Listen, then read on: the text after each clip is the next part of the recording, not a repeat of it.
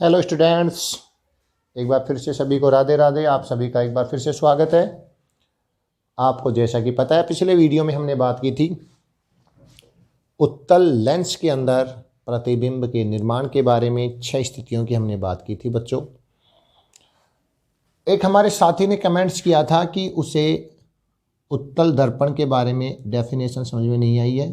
कोई ख़ास बात नहीं है, देखिए बहुत अच्छी बात है, इस तरह से आप बताएं। तो उत्तल जो दर्पण होता है उसका धंसा हुआ भाग तो पॉलिश किया जाता है और उभरा हुआ भाग परावर्तक पृष्ठ के रूप में काम करता है। तो ऐसा दर्पण जिसका उभरा हुआ भाग परावर्तक पृष्ठ के रूप में काम करे, परावर्तन का काम करे, वह दर्पण उत्तल दर्पण कहलाता है। जिसका उभरा हुआ पृष्ठ परावर्तक पृष्ठ की तरह काम करे वो दर्पण अपना उत्तल दर्पण कहलाता है। आज हम बात करने जा रहे हैं अवतल लेंस। अवतल लेंस जो होता है उसमें प्रतिबिंब का निर्माण करना है अपने को। जैसा आप सब जानते हैं, जो अवतल लेंस है किनारों पर से मोटा होता है, और बीच में मध्य में से क्या होता है बच्चों, पतला होता है। ये अपना है अवतल लेंस। इसके लिए भी वो ये प्रकाशिक केंद्र, ये इधर F2, ये 2F2, F2, 2F2, जस्ट इतनी ही दूरी पर इधर F1 और 2F1।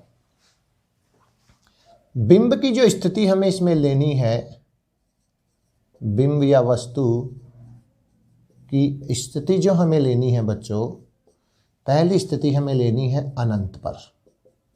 कहाँ लेनी है?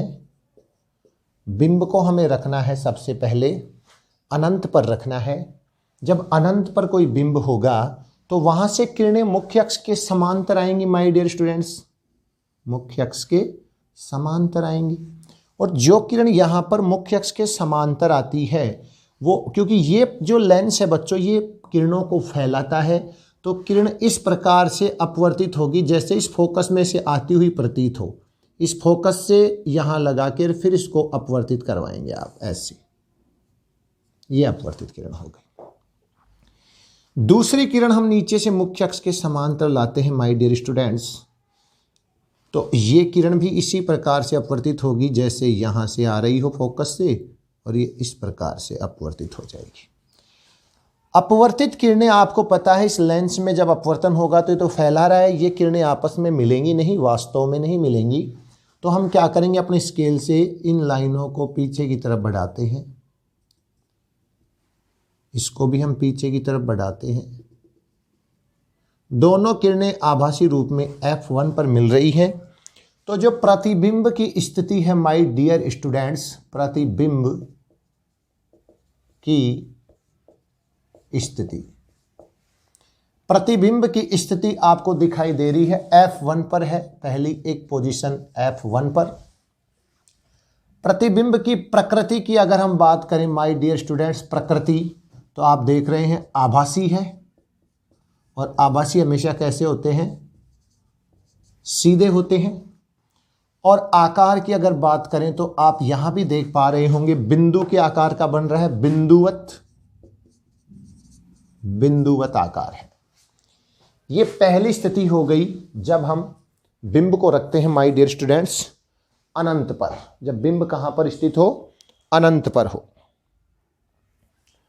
उसके बाद इसमें जो दूसरी स्थिति आती है प्यारे बच्चों, आप उसको अनंत से अनंत व जो प्रकाशिक केंद्र है O, ये जो यहां पर प्रकाशिक केंद्र जिसे अपन O से दर्शाते हैं, O के मध्य कहीं भी रख दो, एक ही स्थिति होगी। ये स्टेशन अलग अलग नहीं यूज करने हैं यहाँ पर। तो माय डियर स्टूडेंट्स ये आपने बना लिया होगा। अब मैं आपको दूसरी स्थिति यहाँ डायरेक्ट बना के ही बता रहा हूँ, क्योंकि सिर्फ 2 स्थितियाँ हैं अपने पास यहाँ पर।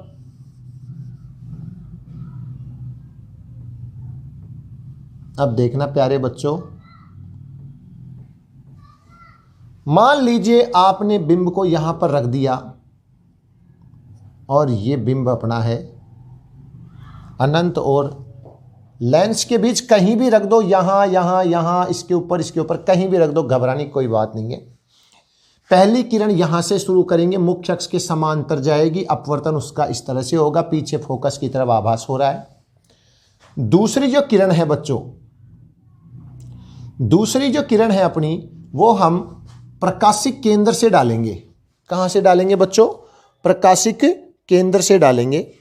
प्रकाशिक केंद्र से जब अपन डालेंगे तो ये प्रकाशिक केंद्र से किरण जो है, आप सब जानते हो, प्रकाशिक केंद्र से जो किरण जाती है,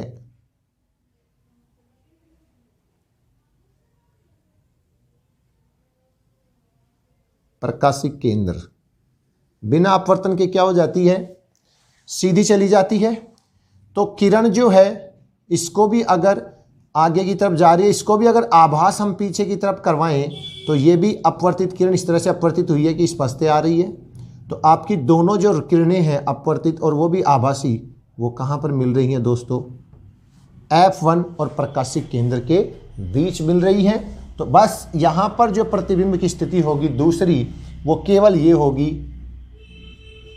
F1 व O के मध्य। आभासी सीधा होगा और बहुत छोटा होगा, छोटा सा प्रतिबिंब बनेगा माय डियर स्टूडेंट्स। यहाँ पर इस तरह से आपको ध्यान रखना है कि जब बिंब अनंत पर हो अवतल लेंस में तो प्रतिबिंब का निर्माण F1 पर बनता है, और जब अनंत व O के मध्य कहीं भी हो तो जो प्रतिबिंब है वो आपको ध्यान रखना है प्रकाशिक केंद्र और F1 के मध्य आभासी सीधा और छोटा बनेगा।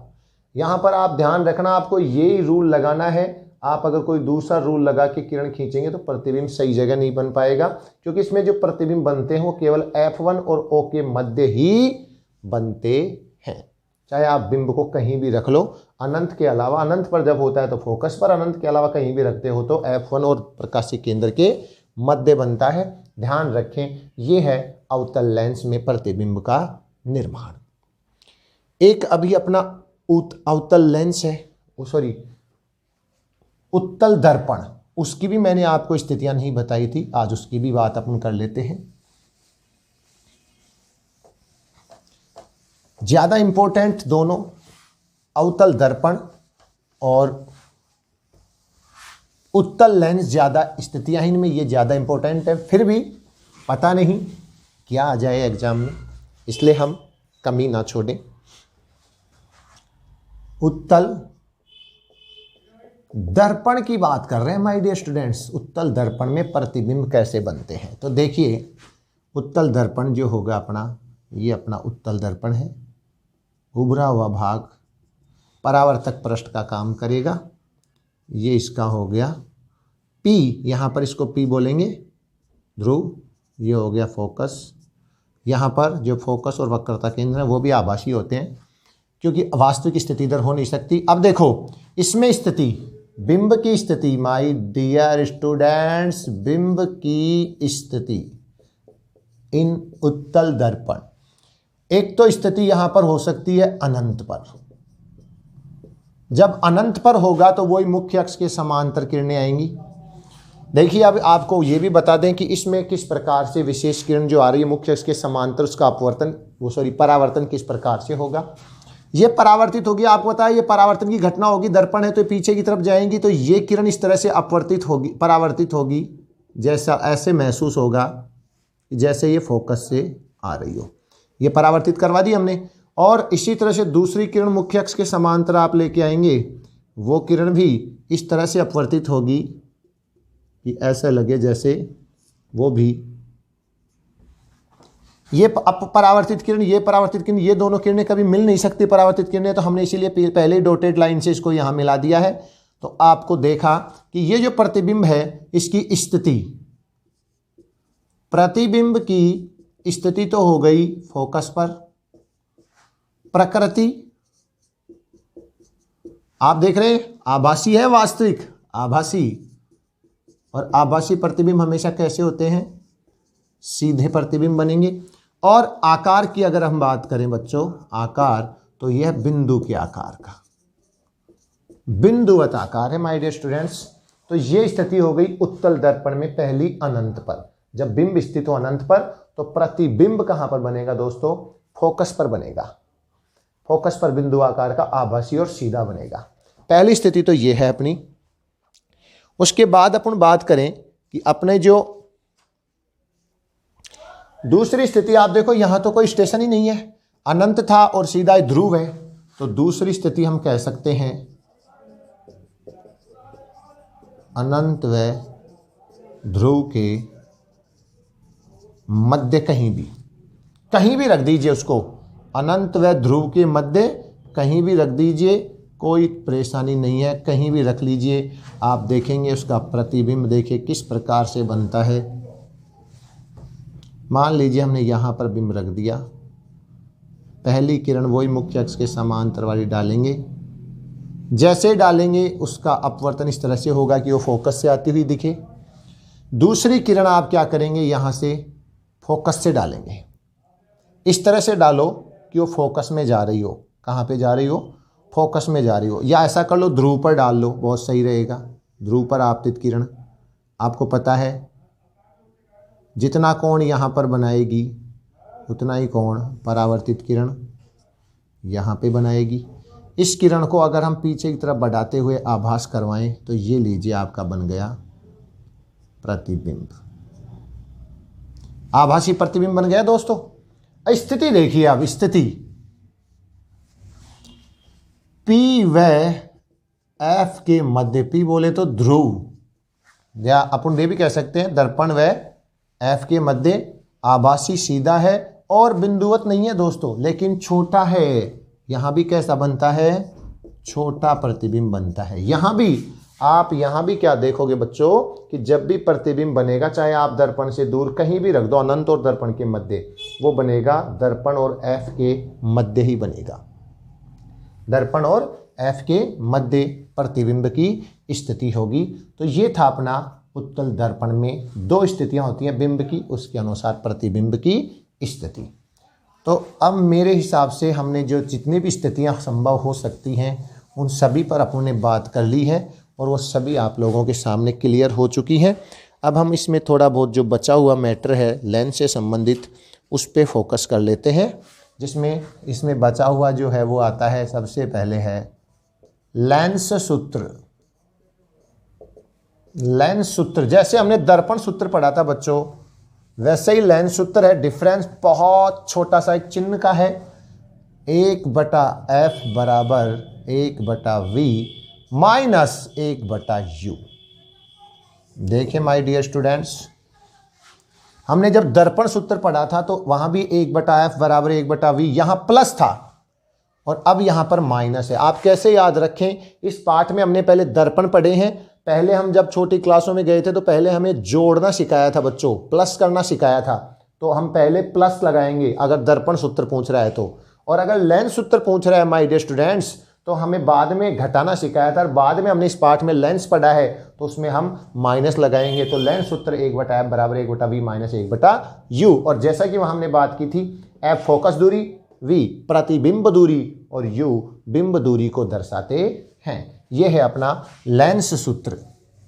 याद रखें, सीधा पूछ लेते हैं कई बार 1 नंबर के रूप में, बस ऐसे कि ऐसे। उसके बाद इसमें एक आता है आवर्धन। आवर्धन आवर्धन जैसा आपको पता है, आवर्धन दर्पण के लिए आवर्धन पढ़ा था। प्रतिबिंब की ऊंचाई और बिंब की ऊंचाई का अनुपात क्या कहलाता है? आवर्धन कहलाता है। यहां भी वही बात है, आवर्धन m बराबर होगा h'/h। और ये अगर हम देखें ये बराबर होता है प्रतिबिंब की ऊंचाई, प्रतिबिंब की दूरी बटे बिंब की दूरी की। ये एक फॉर्मूला जिसके द्वारा हम वही जिस तरह से हमने वहाँ पर एक एग्जाम्पल लेके समझा था, यहाँ भी हम लेंस वगैरह का उपयोग करके किस तरह से अपन उसको सोल्व करेंगे, अभी अपन एग्जाम्पल लेके एक एग्जाम्पल करेंगे। तो आवर्धन होता है प्रतिबिंब की ऊंचाई और बिंब की ऊंचाई का अनुपात, और वो आप अगर उसको बिंब दूरी और प्रतिबिंब दूरी के आधार पर देखना चाहें तो वो होता है v/u।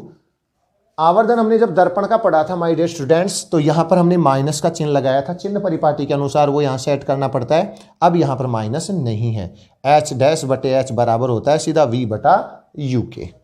बाकी चिन्ह परिपाटी आप सब जानते ही हैं, चिन्ह परिपाटी यहाँ भी होगी।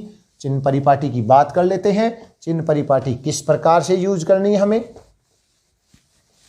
आवर्धन यहाँ भी एक मात्रकहीन राशि है, क्योंकि ऊपर नीचे दोनों तरफ ऊंचाई है, ऊंचाई का मात्रक दोनों समान होने से कैंसिल आउट हो जाते हैं। अब हम बात करें चिन्ह परिपाटी। चिन्ह परिपाटी, चिन्ह परिपाटी देखिए माय डियर स्टूडेंट्स, यहां पर हम सबसे पहले उत्तल लेंस की चिन्ह परिपाटी की बात करेंगे। उत्तल लेंस, ये अपना उत्तल लेंस है, ये अपना प्रकाशीय केंद्र O है, ये F2 है, ये 2F2 है, ये दोस्तों F1 है, ये 2F1 है। जो जो चीज़ें हैं सारी फिक्स कर दी। अब हम यहाँ चिन्ह परिपाटी की बात करें। सबसे पहले फोकस दूरी, तो माय डियर स्टूडेंट्स लेंस में दोनों तरफ फोकस दूरियां होती हैं। चिन्ह परिपाटी ने पहली बात तो ये ध्यान रखिए, सारी दूरियां कहाँ से मापनी है, प्रकाशिक केंद्र O से। जैसा दर्पण में ध्रुव से माप रहे थे, वैसे यहाँ पर मापेंगे कहाँ से, प्रकाशिक केंद्र O से। और इसमें जो चिन्ह परिपाटी ने जो फिक्स की है वो ये फोकस दूरी फिक्स की है, यानी दाईं तरफ चलते हैं तो ये आएगी प्लस। कल वाली बात है, ये जो हमारा होता है plus X X minus X X plus Y minus Y, यहाँ से चलेंगे भाई। यहाँ से जब इधर जाओगे तो प्लस के चिन्ह, ऊपर जाओगे तो प्लस, इधर जाओगे माइनस, नीचे आओगे तो माइनस, बस यही बात है इसमें। F हो गई धनात्मक, याद रखें भाई। उसके बाद हम बात करें इसमें F के बाद, जैसे हमने बिंब यहाँ रखे, सारे बिंब हम चिन्ह परिपाटी ही ये कहती है कि बिंब जब भी रखें बाईं ओर रखें। लेफ्ट साइड में लेंस और दर्पण दोनों में चिन्ह परिपाटी ये कहती है, तो हम बाईं ओर रखेंगे तो यहाँ से यहाँ तक की जो दूरी होगी माय डियर वो U होगी। U बोले तो बिंब दूरी, बिंब दूरी हमेशा ऋणात्मक होगी, नेगेटिव होगी, चाहे वो दर्पण हो चाहे वो लेंस हो। उसके बाद इसमें आपने देखा था कि जब यहाँ पर, याद करो, जब इन दोनों के बीच में हम बिंब रखते हैं तो प्रतिबिंब अपना यहाँ पर बनता है जाके थोड़ा बड़ा। तो प्रतिबिंब दूरी अब हम यहाँ से लेकर यहाँ तक की बिंब V यहाँ से इधर जा रहे हैं, तो ये होगी माय डियर स्टूडेंट धनात्मक। उत्तल लेंस की हम बात कर रहे हैं। कौन से लेंस की बात कर रहे हैं बच्चों, उत्तल लेंस, ठीक है। उसके बाद इसमें होगा H, बिंब की ऊंचाई माय डियर प्लस में ऊपर की तरफ है, ऊपर की तरफ जाने पर प्लस चिन्ह बढ़ता है तो ये पॉजिटिव होगी। ये भी एक ऐसी चीज है जो चाहे उत्तल दर्पण, चाहे लेंस हो चाहे कोई सा भी दर्पण हो, धनात्मक ही होती है। प्रतिबिंब की ऊंचाई आप देख रहे हो नीचे की तरफ बन रहा है वास्तविक प्रतिबिंब, तो ये ऋणात्मक होगी। ये आप ध्यान रखें, ये चीजें आपको यहाँ पर सेट करनी है। 5 चीजें आपके लिए काम की होंगी। जैसे ही अपने को कोई न्यूमेरिकल मिलेगा तो उसमें हमें पहले प्लस माइनस फिक्स करना पड़ेगा, जो इस आधार पर हम कर सकते हैं। उसके बाद अगर अपन बात करें अवतल लेंस की,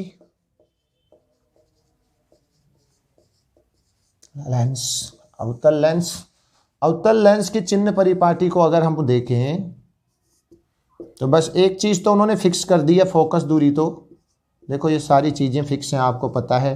F1 है, 2F1 है, F2 है, 2F2 है। हम यहाँ बिंब रखते हैं, सबको पता है, इस तरफ बिंब रखते हैं। इसी तरफ क्या बनता है, प्रतिबिंब बनता है, या तो यहाँ बनता है या यहाँ बनता है, दो ही तो स्थितियाँ थी। तो यहाँ पर फोकस दूरी हमेशा फिक्स कर दी, ऋणात्मक होगी, इधर वाली यूज की है। बाद में बाकी जो चीज़ें हैं, U बराबर ऋणात्मक होगा, V बराबर ऋणात्मक होगा, और H मैंने कहा था हमेशा धनात्मक होगा, और H डैश धनात्मक होगा, क्योंकि प्रतिबिंब सीधे बनते हैं बेटा, आभासी प्रतिबिंब सीधे बनते हैं। जो सीधा होगा यानी ऊपर की तरफ होगा तो उसको धनात्मक चिन्ह में लेंगे। तो यहाँ पर ये सब चीज़ें आप ध्यान रखें। ये है चिन्ह परिपाटी, ठीक है। ये चिन्ह परिपाटी फिक्स होती है उत्तल और अवतल लेंस की। इसके बाद हम आगे बात करते हैं। अब कुछ एक न्यूमेरिकल समझ लेते हैं आज हम, या पहले लेसन कंप्लीट कर लेते हैं। इसमें एक चीज़ और बची है अभी, लेंस की क्षमता। कल फिर अपन थोड़ा न्यूमेरिकल पोर्शन वाला टारगेट कर लेंगे, 1 2 3 एग्जाम्पल जितने होंगे उतने एग्जाम्पल करके और उनकी प्रैक्टिस करेंगे। अगला टॉपिक है माय डियर स्टूडेंट्स, लेंस की क्षमता, पावर ऑफ लेंस, पावर। तो सर लेंस की क्षमता की डेफिनेशन हम खुद समझें कि कैसे बन सकती है। लेंस का काम क्या है माय डियर स्टूडेंट्स, ये बताइए आप, लेंस क्या काम करता है। लेंस प्रकाश की जो किरण है, या तो एक लेंस तो ऐसा है जो प्रकाश की किरणों को अपवर्तन के बाद एक बिंदु पर मिलाता है, फोकसित करता है। एक लेंस ऐसा है जो प्रकाश की किरणों को फैला देता है अपवर्तन के बाद।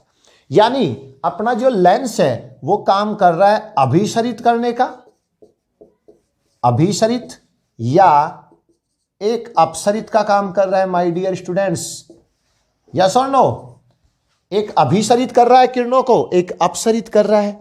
तो किसी लेंस के द्वारा प्रकाश की किरणों को अभिसरित या अपसरित करने की जो क्षमता है, वही क्षमता क्या है, लेंस की क्षमता है। समझ में आ रही है बात कि प्रकाश की किरणों को अभिसरित या अपसरित करने की जो क्षमता है, वही क्या है, लेंस की क्षमता कहलाती है। लेंस की क्षमता जो होती है P बराबर, उसको हम सूत्र के रूप में लेते हैं 1/f। याद रखें F यहां पर है फोकस दूरी। सही सोच रहे हो माय डियर स्टूडेंट्स आप सभी।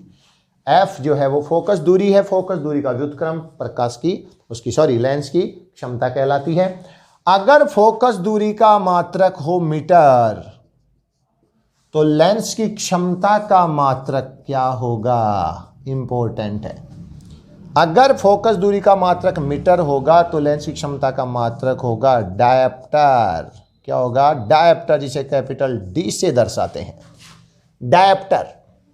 याद कर लो, लेंस की क्षमता का मात्रक होता है डायप्टर। डायप्टर डायप्टर बहुत जरूरी है, पूछा जाता है, लेकिन कंडीशन मस्ट बी अप्लाई, बहुत जरूरी है कि फोकस दूरी मीटर में हो। अगर आपको कोई सवाल मिल जाए और उसमें फोकस दूरी हो सेंटीमीटर में, तो आप डायरेक्ट उसको यूज मत करना। उसको पहले, जैसे देखो एक सवाल करते हैं, यहां पर एक न्यूमेरिकल करते हैं। किसी लेंस की फोकस दूरी, और लेंस भी उत्तल है, मान लो कौन सा है दोस्तों, उत्तल लेंस है। उत्तल लेंस की फोकस दूरी 2 मीटर है। तो पहले तो उत्तल लेंस है तो इसकी फोकस दूरी का चिन्ह परिपाटी से चिन्ह फिक्स करो, धनात्मक आएगा। तो बताओ उसकी क्षमता क्या होगी। तो P बराबर 1/f, सूत्र में 1/f की जगह 2 रखेंगे, 2 का 1 में भाग देंगे तो 0.10 आएगा, 0 आ जाएगी 5 डायप्टर, और प्लस में। क्यों जी, आप लोगों ने कई बार सुना होगा, जिन लोगों के चश्मे लगते हैं उसमें लेंस होते हैं, किसी को प्लस का लगता है, किसी को माइनस का। प्लस का मतलब उसको कौन सा लेंस लगा हुआ है, उत्तल लेंस। कौन सा लेंस लगा हुआ है, उत्तल लेंस। और उत्तल लेंस का मैं आपको बता दूं, वो पास की वस्तुओं को देखने के लिए काम में आता है। जब पढ़ाई में दिक्कत आती है, किताब पढ़ने में, मोबाइल देखने में दिक्कत आती है, तो उसको उत्तल लेंस लगाया जाता है। इसी प्रकार से मान लीजिए अपने पास क्वेश्चन आ जाए, देखना दोस्तों, अब